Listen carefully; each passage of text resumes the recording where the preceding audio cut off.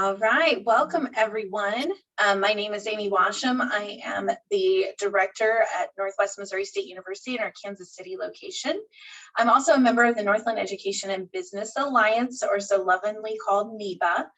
NEBA is a network of education and business organizations in Clay and Platte Counties whose vision is to promote and provide business-driven educational opportunities for you, our next generation of business leaders.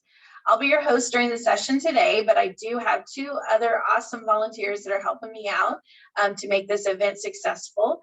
I want to just give a shout out to Megan Binkley Hopper. She is going to be running our technical assistance in the background for us today and getting this session recorded, so we'll be able to post this on YouTube later.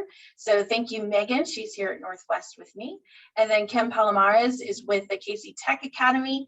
And so as we go through the session today, Kim will be coming into the session with your questions. So at the bottom of your screen, you should see the Q&A button. Please feel free to utilize that at any time, and then Kim will weave those questions into our session appropriately. We want to make sure we get all of your questions answered during the live session, so please feel free to put them in as many as you like, and we'll work through those in the conversation. Just a few quick notes. This session will run for 40 minutes. We're going to have a hard stop at 1:40 today. Our industry experts will begin by sharing the professional history and insights, but we want to feel more like a conversation. So please use that Q&A feature at any time. We encourage you to pose questions about their specific companies or even their education or internship opportunities within their companies. Please give us feedback at the end of the session today. You'll receive a survey whenever you log out. That will help us to make these sessions better for you in the future. And be sure to check out our YouTube channel for recording of the session. So to get started today, we would like for our panelists to do an introduction to themselves. So we'll start off with Josh. Could you please tell us a little bit more about yourself and your company and maybe what brought you to the industry of manufacturing? Well, getting to manufacturing kind of was a long path. So I want to start with where I began right out of high school. I was not an A student. I was kind of like a B student with no effort. I wasn't really applying myself back at that time. College was a very intimidating concept for me. Everybody was telling me back in '91 that to be successful, to be happy, to have a career, you had to go to college. And college it wasn't one of those things that I felt like that I was ready for, that I was capable of doing. I was very intimidated by it. So straight out of high school, I went into my first job. I was a janitor at Northwest Missouri State University. I was a janitor out there and worked there for several years as a janitor. From there, I was still trying to find where I wanted my feet to eventually land. I worked for a short time at Tarkio Academy. It was for adjudicated youth. Came back to the campus, became a cake decorator at the campus. I was working with food service out there, became a cake decorator, did some fabulous wedding cakes in my time. I may not appear like I did that, but I can make some amazing roses out of icing. From there, at that point in time, it was about 2001, and I decided I needed something else. Like I wasn't going anywhere. And the jobs that were available to me were all kind of starter jobs. So I went back to school. I went to Batterot College, and I got a diploma in computer-aided drafting.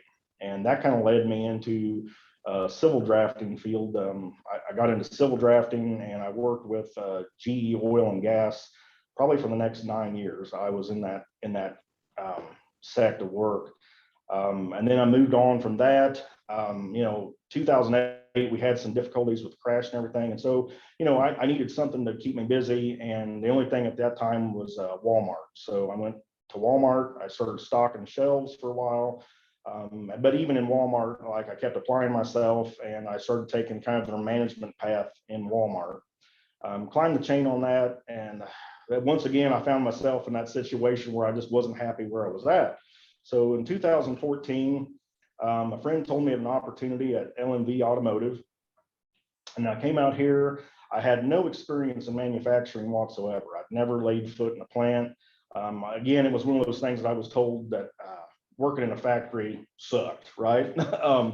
But I came out here because I heard about all these amazing opportunities. So I came out here and I was a production worker. I started out on the production floor, loading parts into these robot cells. My first job was welding 3 nuts onto a hot stamp. That's what I did, and I did that. And I thought, to me, it was like, I was like, this is easy work. This is easy work for quite a good paycheck. But I was in production for about 6 or 7 months, and although it's one of those jobs a lot of people might think is very rote, there's a lot of learning opportunities. Learning how the robots are working, cycle times, all that kind of stuff, how it came together. And so I just started paying attention. And I think that was a big part, is I just started paying attention, started looking for opportunities. And within 6 months, I got hired on full time, and almost immediately I took a position as what they call a process control technician out here. The process control technician is responsible, it's directly related to quality. And the process control technician is, we are inspecting parts. All the parts that we make on a daily basis, we're inspecting. The fabulous part about being a PCT was I get to tear down everything that we make. That's part of the job, right? We make, millions of welds in a week, and we go in, we take a plasma cutter, we cut these parts up, and then take an air hammer, we beat them apart, and then we're measuring all these welds, and we enter all that data. So we saved all that data. So as a PCT, that was kind of my first step in getting into the quality department here at L&D. And once again, another opportunity came along, and I moved into a position which was kind of created, which was a dimensional technician. And so now I was doing less inspections. I wasn't out on the lines doing inspections on individual parts, but rather I was exposed to data, and I was looking at data and manipulating that data to see how well our machines produce the same parts over and over and over again. And so each step just kind of took me into a bigger picture. There was a bigger part of it. And a couple years later, I got into as a weld auditor. I became a weld auditor out here. And in that situation, I was using what they called ultrasonic testing machines to do non-destructive testing on our parts. And then I was taking that data and I was correlating that data with our tear downs to once again always improve on our quality and to test our quality. It's very important that we send good parts out of this plant to be put in the vehicles all the time. And then my final step after being a weld auditor is this year I became an area lead of quality.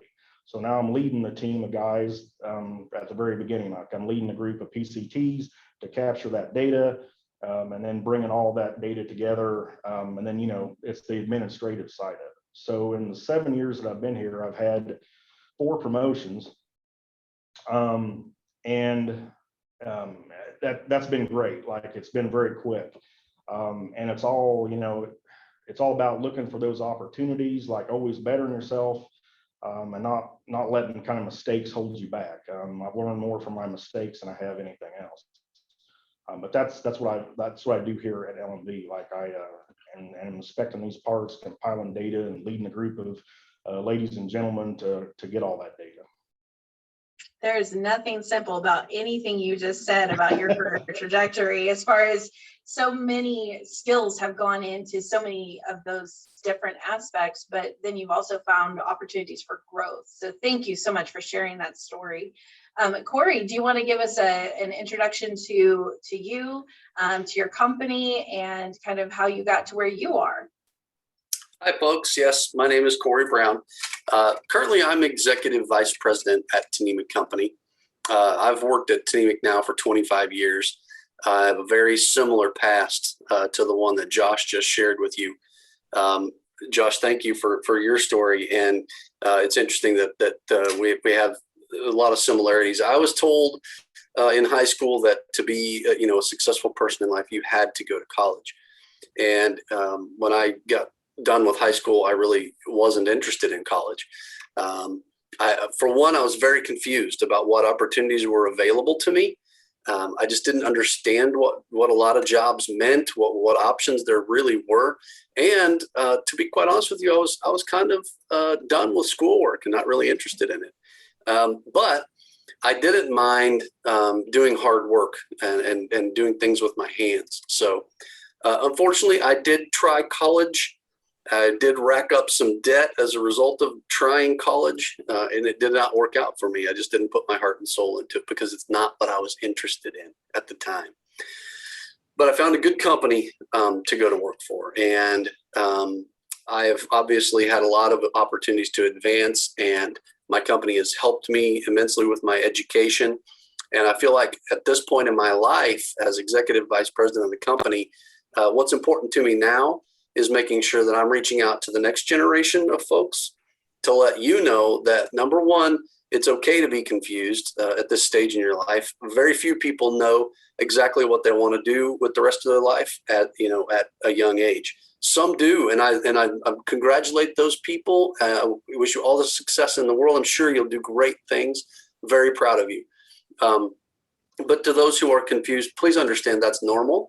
And what's important, I think, for you right now is to not try to pick the exact direction you'll go in your life, but just get started in a direction. And I encourage you, just like Josh shared with his story, as you get started, be looking around at not just the job you're doing, but the jobs others are doing, and see what interests you. We spend about a third of our lives doing the work we do to earn a paycheck. You might as well choose something that you're passionate about, something you enjoy doing. And I really feel like if you find something you enjoy, you'll be successful at that, whatever it is. And if you try to force yourself into a role that you don't enjoy, that will always feel like a struggle to you. And I think that's maybe the biggest tragedy that I can think of, is someone who doesn't enjoy the work they do, but they're forced to do it because they have to pay the bills. So we're talking about manufacturing today. I can tell you there are all kinds of opportunities in manufacturing. When you start in a factory, please never make the mistake of thinking that you're going to put on a uniform and go into a factory and work the rest of your life. There are plenty of roles to do. Josh touched on many of them as inspectors, as management of people, but there are also departments in manufacturing that are responsible for procuring raw materials. So being a buyer for a company is a really great career opportunity that you can explore.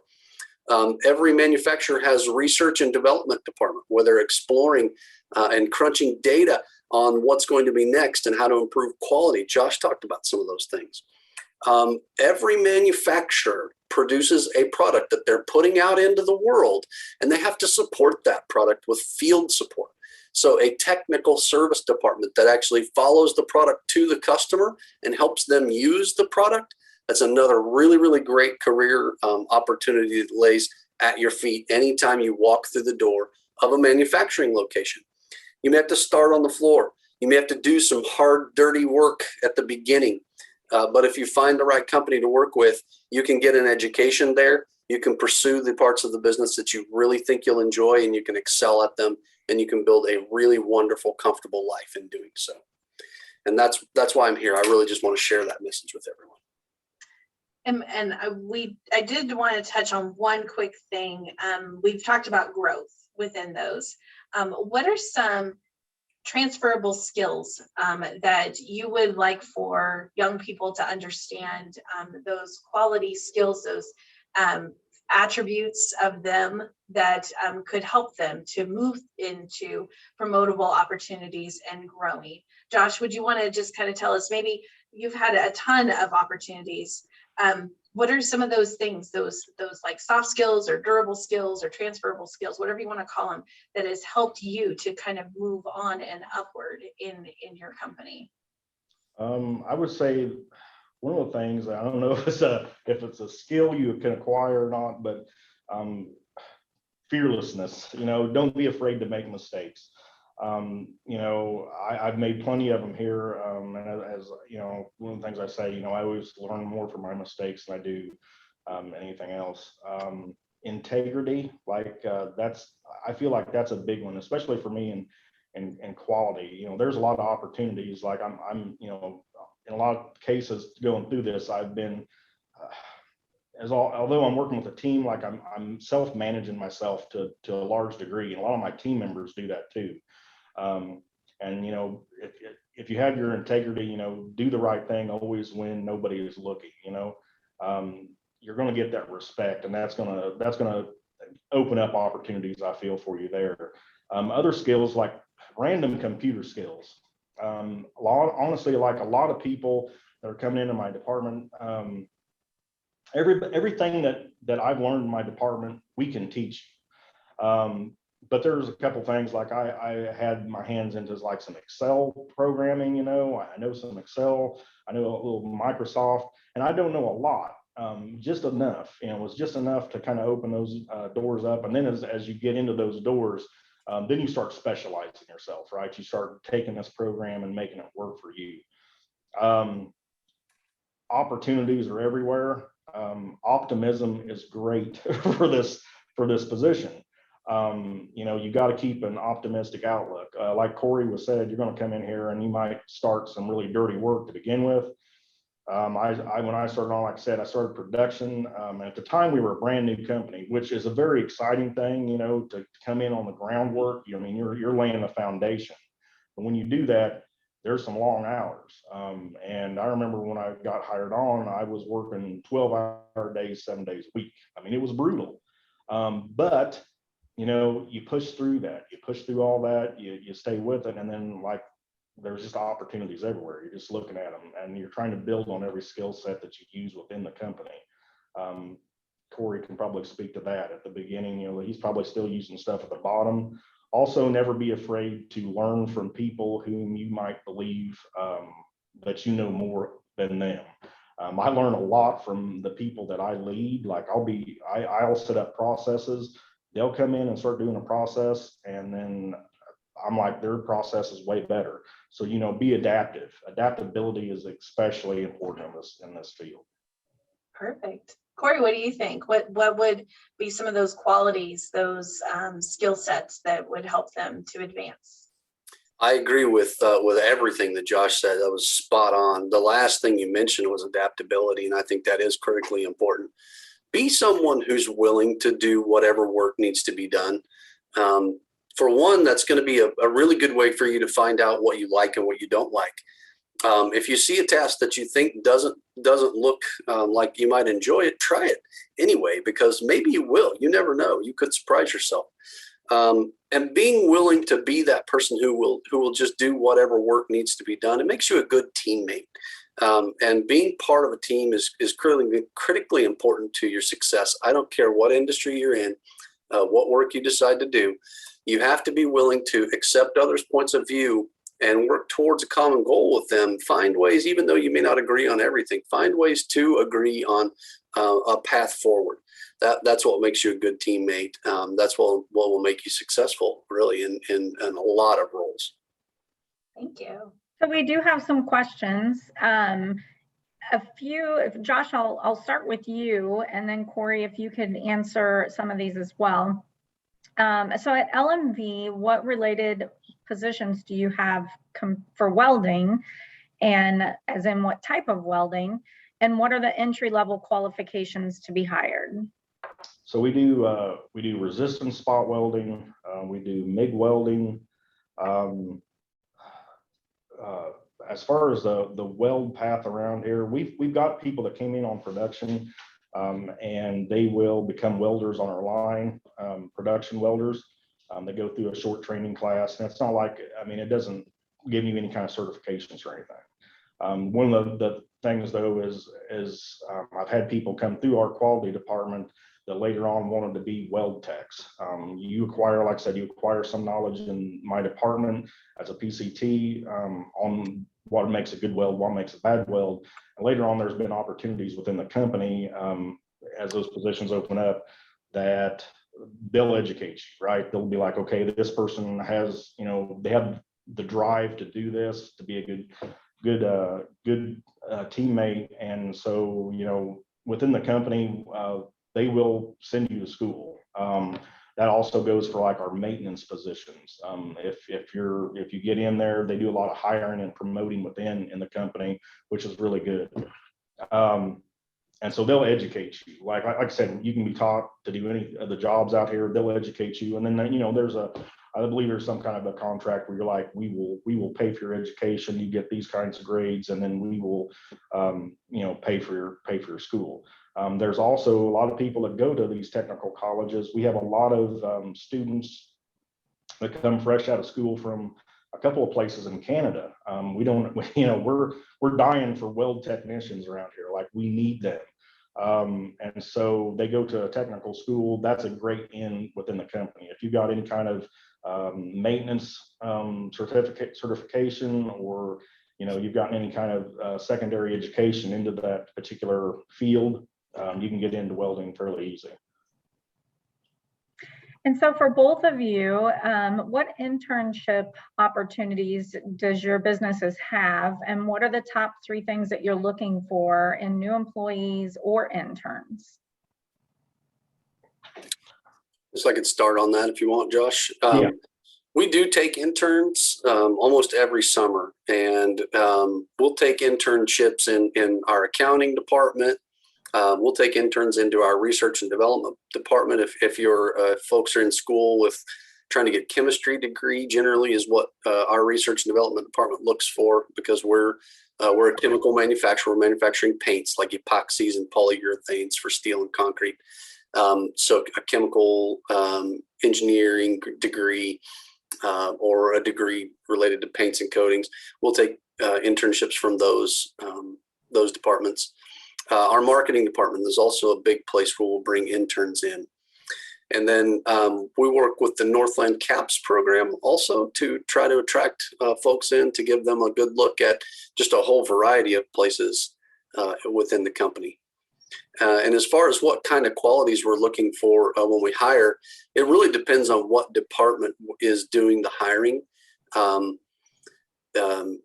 Again, those accounting specific degrees are great for the accounting, marketing degrees for marketing, so on and so forth. But to be honest with you, if you're a young person out there and you don't know exactly what you want to do in life, but you do want to go to college right away, like if that's your thing, you really want to be at a university and get that college experience, but you still don't know, just a general business degree is something that's great to go after. And once you get enrolled in a general business degree, you can choose emphasis later on, or you can choose to minor in something later on, such as, accounting or marketing or management, human resources, all those types of things. Once you start to get some of the subject matter under you, you'll know more about what you want to do. I personally think that's a great route to go if you're undecided, because it's applicable to literally any business in America. As soon as you graduate, they need people with business degrees. And then, as Josh and I have talked about, once you got your foot in the door, you can look around and see where you can apply that degree. So that general business degree really is a great way to start, and something that we can look for anywhere. You can hire into the factory, though, with no experience whatsoever. We take kids right out of high school all the time. And we love to develop those folks internally and hire them through the ranks. And we have people all over Tnemec Company with 25 years, 30 years, 35, 40 and 45 year experienced people who've been with us since they graduated high school. So never believe that it's impossible to do that. It happens all the time. It happens far more than you think it does. As far as internships here, I don't believe we do any internships. Tours, like if anybody wanted to do a tour, just contact the company, and somebody would definitely set up a tour. We've done a lot less of them in the last couple of years. But we'd be happy to have people come through. Again, like Cory was saying, you can be out of high school and you can come get a job here. We'd love to have that. Understand it's going to be some brutal work, but the rewards, rewards definitely outweigh the stuff that you will go through, and you'll find yourself loving it. At least I did. So. Can either of you talk specifically towards a maintenance tech on what the hard and soft skills would help get you in the door for a maintenance tech role? I think just our maintenance folks, just a general aptitude for any sort of mechanical work. Our maintenance department are handling machines that were built in the 1950s. And sometimes those machines, the manufacturers of those machines are no longer putting out parts. So to fix our machines, a lot of times they have to fabricate their parts from scratch. So just some general mechanical skills to include maybe a little bit of welding, not to the degree that Josh would need in his industry, but just basic welding skills. Honestly, I was gonna mention this earlier. Kids, pay attention in math class.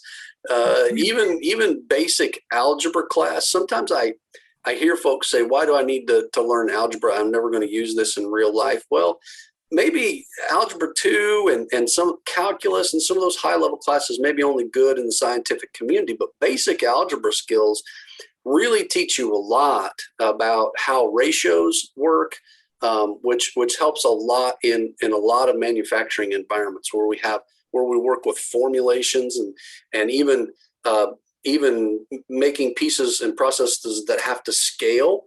A lot of times those basic algebra skills come in very handy, and those would also in our maintenance department. How about electrical? Electrical skills are also very critical. Yeah, we're working in our factory. I mean, in many factories, you're working with 3-phase, 240 volt electricity that can kill you quickly if you don't know what you're doing with it. But electricity is only scary if you don't know what you're doing with it. If you can get any skills in that area, get your foot in the door, and then like Josh talked about, we can train the rest of the way. But basic knowledge or even a technical school level aptitude will really help you get started in that direction. Yeah, I would say for us is electrical or maintenance, welding, basic understanding of that stuff before you come in can get you into it. However, definitely, like, if you have an opportunity to do some kind of technical work, acquire some secondary technical education on any of those skills, you're going to fast track yourself into that position. Like with me, in my case, like I have no skills whatsoever. So I spent a period of time in production. I kind of had to work and prove myself all the way up. But if you got like some kind of a secondary education and like electrician, I mean, we have one guy that came into the department had like an HVAC degree. So, I mean, he's got some of that electrical background, so that definitely shot him into it. So you'll fast track yourself through the company if you got, some solid foundation under you already. But like, if you want to get into maintenance and stuff, you can attempt to get into maintenance and stuff, just having that general knowledge and then, proving yourself out, in the work environment. And I think both of you guys have, really good stories coming in at lower ground and working your way up. Do you see a lot of that happening within your businesses? I do. And, like, and initially, like within the production phase, like I said, it's some brutal work. So, you'll see some overturn there. But like I said, within the last 7 years, I've had 4 promotions within this industry. And it seems like when you're stepping up into higher and higher job classifications, wherever you're at, the reason that turnover rate is because somebody else up above you is getting promoted. We've had a lot of people getting promoted not only within the company, but they get promoted into other companies. MAGNA is a huge global corporation. And so, we've had opportunities to promote people to other plants around the world. We've had opportunities to go to other facilities in the country. I spent some time in Ohio this year. I spent some time in Williamsburg, Iowa. We got a brand new plant that's opening up in Michigan. Going to be building battery trays for the Hummer, the electric Hummer. And they're already trying to poach some of us from here, right? They're already trying to take some of us from here to that. And like it's great, like I said, getting in that groundwork foundation. So Cory, you want to go ahead and? Sure. Yeah, actually, Kim, I was just sitting here as listening to Josh talk, and I was also trying to think of a single department at Tnemec Company where we don't have someone who walked in the door in a entry-level factory position and has ended up somewhere in a department. Right across the board in our procurement department, we've got people who started in the factory. In our accounting department, in our marketing department, research and development, technical service. There's nowhere in the company that folks, there's someone in those departments that started at the bottom and have worked their way in. As a matter of fact, our CFO, Wendy Wade, who was named CFO of Kansas City last year, was in the Kansas City Business Journal recently, started at an entry-level position in our organization. So yes, right across the board, we actively seek people who are interested in a career with the company, and we want to reimburse you for education, and we want to find parts of the company that you enjoy and that you do well in, and we want to promote you and for the company and for you to both benefit from those moves. I think that says a lot about both of your organizations, to have such a strong company culture, to have people working 45 years, have someone investing in you. That brings a lot to the table, and it makes it very easy to go to work whenever the company wants to invest in you as much as time as you're investing in them and in the organization. So that's a great point that we want to bring to light today, is that enjoy it and to stay within the company that wants you to thrive as well. A great culture. Mm-hmm. So we do have another question.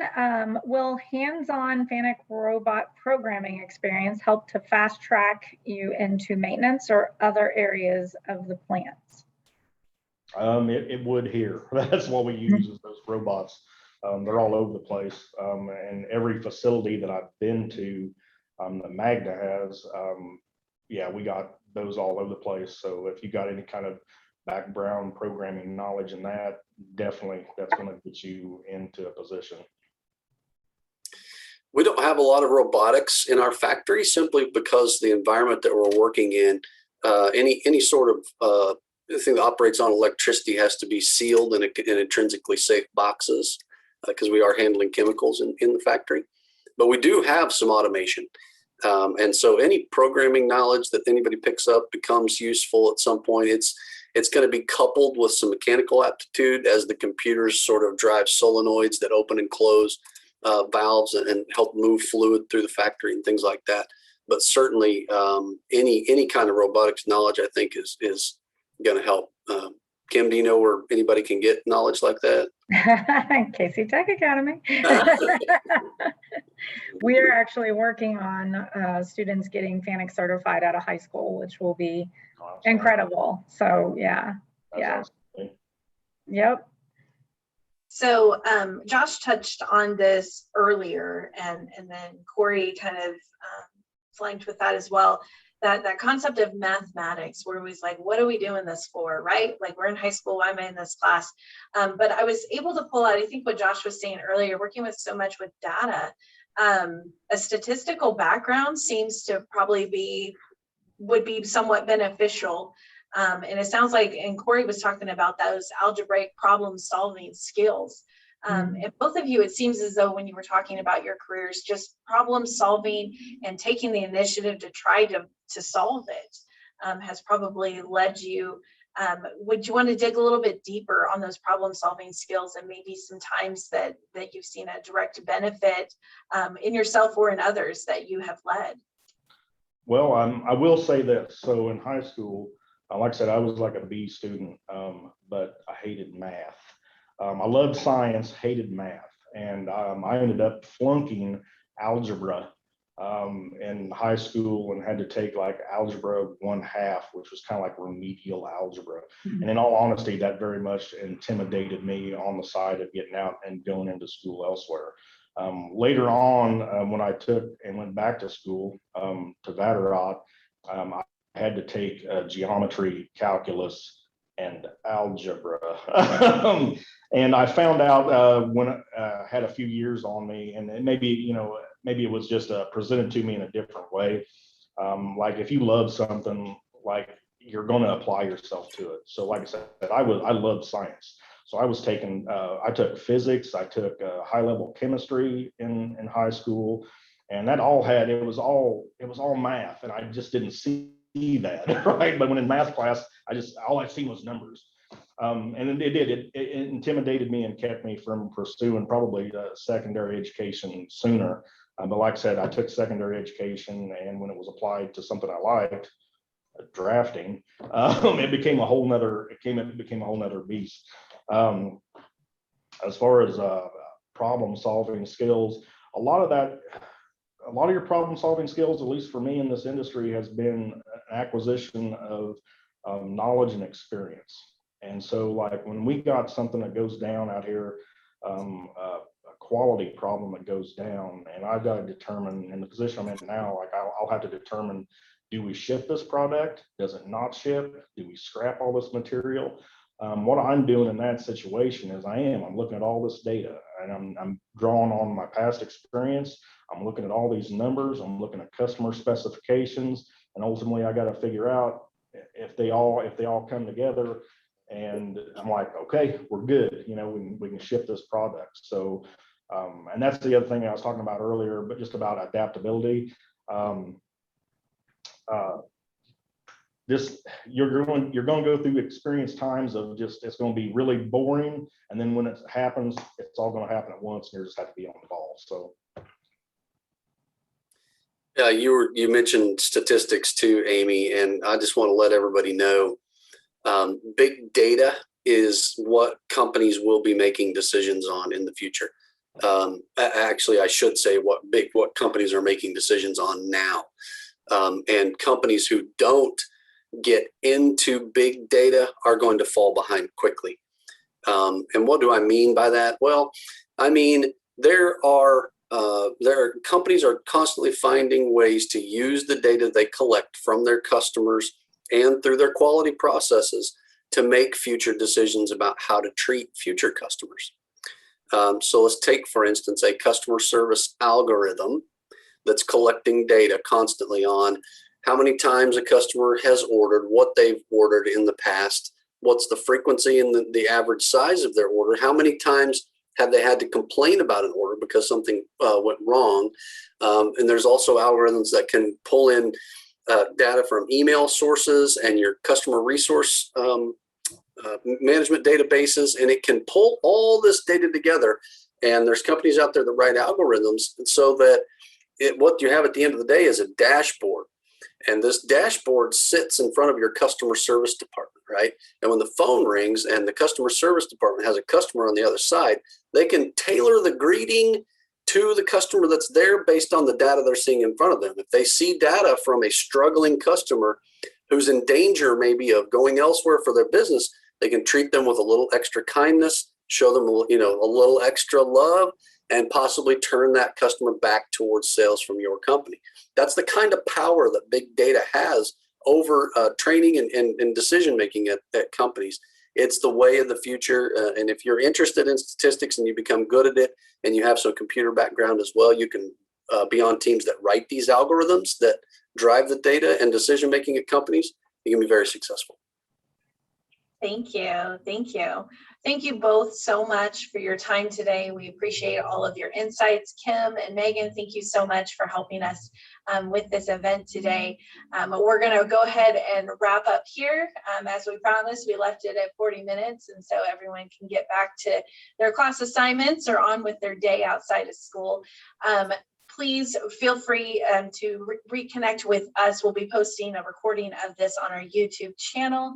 And also we have additional speaker series that'll be occurring throughout the school year. You can find more on those events at www.nebaworkskc.org.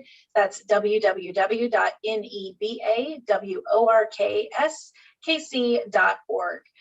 So be sure at the end of this session to fill out our survey. It'll pop up on your screen, and that'll allow us to have better sessions for you in the future. And we appreciate everyone's time today. We hope you have a great rest of your day.